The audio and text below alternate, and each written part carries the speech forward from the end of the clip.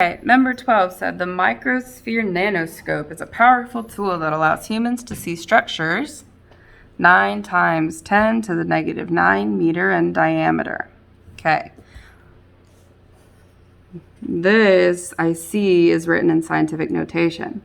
Okay, now it's going to ask, how is the number expressed in standard form?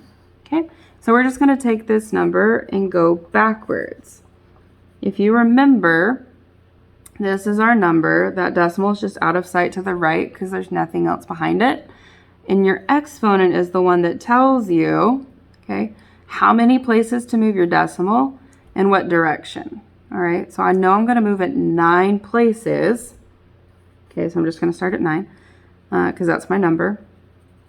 I'm going to move my decimal 9 places, but I don't know which way to go, right or left. That negative tells me I'm going to move this decimal that's off to the side, out of sight, because there's nothing behind it right now. I'm going to move it to the left, okay? Because this negative is telling me the standard number is a small number less than 1. Okay, if I move it to the right, I'm going to be making this number larger. So I'm going to move it to the left 9 times. I'm going to go 1, 2, 3, 4, 5, 6, 7, 8, 9.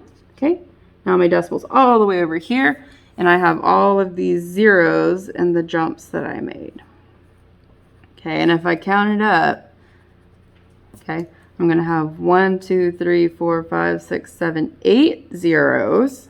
Okay, remember your exponent doesn't tell you how many zeros you have. It tells me how many places, and because this 9 is a place that I skipped, I only need 8 zeros to fill in those gaps. Okay, so you're going to look for the one that has 8 zeros and then a 9. So I have 1, 2, 3, 4, 5, 6, 7, 8.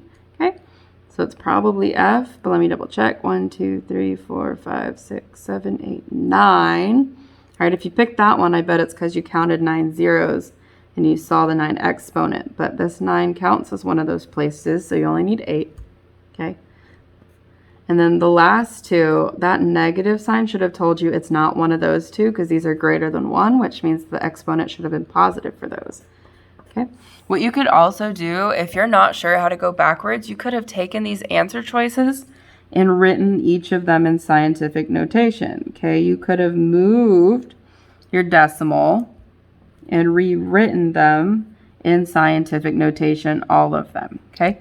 But this is how you undo it. You move it this many places. That negative tells me I'm going to make it smaller. Okay. If you make gaps, fill them in with zeros.